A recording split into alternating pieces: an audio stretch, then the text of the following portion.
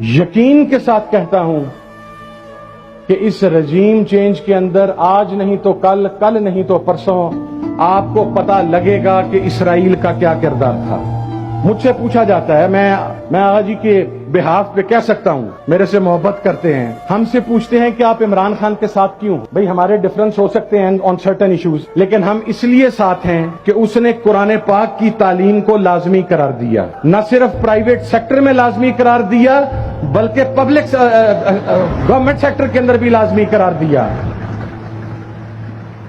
میں قرآن بورڈ کا چیئرمین تھا، میں ہائی کورٹ میں پیش ہوا، وہاں پر ہمارے جملہ جو قرآن بورڈ کے ممبران تھے وہ پیش ہوئے، اور پھر جب گورنمنٹ گئی تو ہم نے غیرت کے ساتھ استعفیٰ بھی دے دیا۔ ہم نے وہ آل سعود کے غلام کی طرح ادھر سے حکمرانی جاتے چھوڑ کر اس بڑے ڈرام نے جو ساتھ ہی سائڈ بدلی اور وہ شہباز شریف کے گن گانے لگا، ہم حلالی ہیں، حلالی اپنے سجن کے ساتھ کھڑا ہوتا ہے، اپنے یار کے ساتھ کھڑا ہوتا ہے، اپنے محسن کے ساتھ کھڑا ہوتا ہے، وہ حالات دیکھ کر راستے نہیں بدلتا، وہ حالات دیکھ کر راستے نہیں بدلتا۔ اور پھر ایک اور بات، اس کی گورنمنٹ گئی، نہ تو اس کے پلیٹلیٹس نیچے گئے، نہ اس کا کوئی گارنٹر آیا، نہ قطر بچانے آیا، نہ سعودی عرب بچانے آیا، نہ امریکہ بچانے آیا، وہ آج بھی اسی ملک کی سڑکوں پر دھکے کھا رہا ہے، تم سے اس وجہ سے بھی 1000 درجے بہتر ہے۔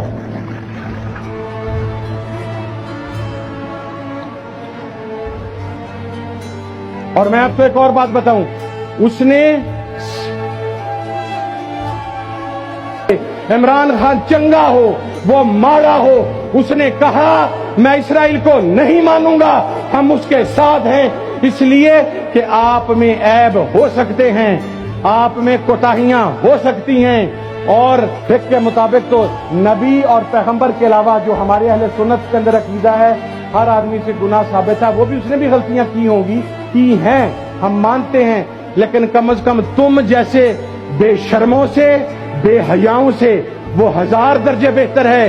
جب وہ نبی و آخر الزمان کی دھرتی پر جاتا ہے تو گرمی میں ننگے پاؤں جاتا ہے، اور تمہارا کمال یہ ہے کہ جب تم اللہ کے گھر کے اندر بیٹھتے ہو،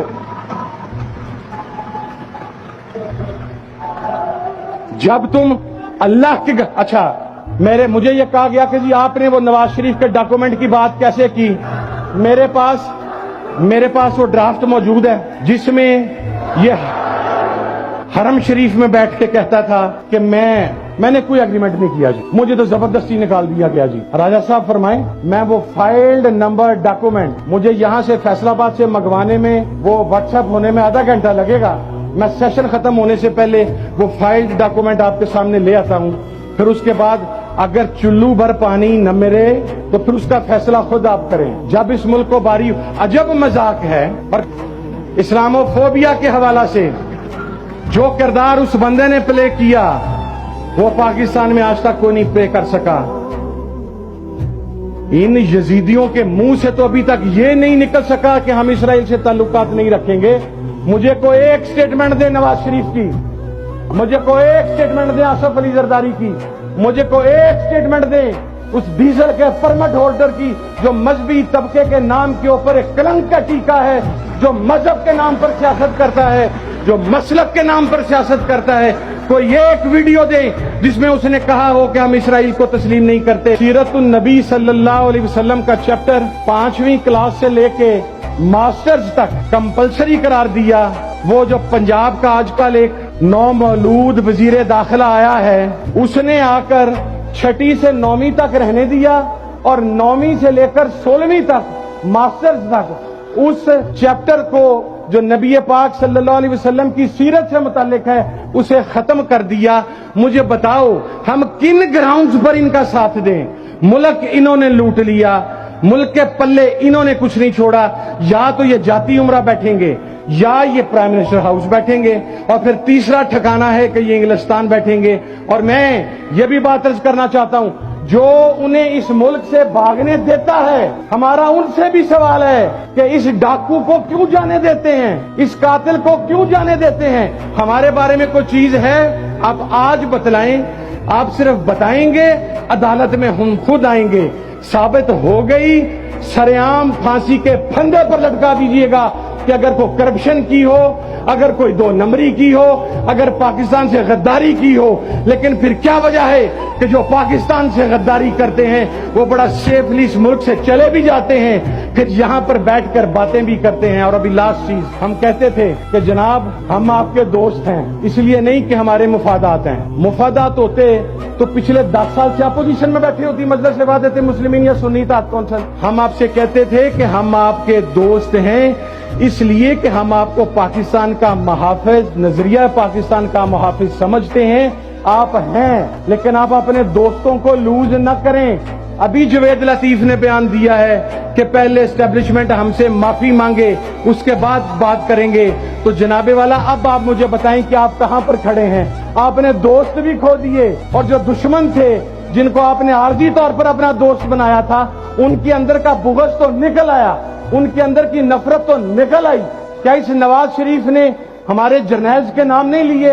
جب ٹی ٹی پی پاکستان کے اندر قتل عام کر رہی تھی تو یہ نواز شریف اور اس کے ساتھ ملیٹنٹ بینڈ آؤٹ لیٹس, اس کے الائٹ سے یہ وہاں پر بیٹھ کر افواج پاکستان کے جوانوں کے گلے کاٹنے والوں پر خوشی کے شادیاں بجاتے تھے.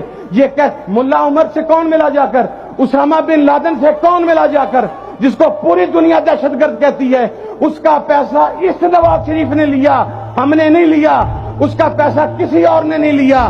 تو جب دہشت گردوں کے ساتھ تم بیٹھو, قاتلوں کے ساتھ تم بیٹھو, تکفیریوں کے ساتھ تم بیٹھو, بینڈ آؤٹ لیٹس کے خلاف تم بیٹھو ان کے ساتھ جا کر, تو میرے بھائیوں غدار تم ہو, ہم نہیں ہیں.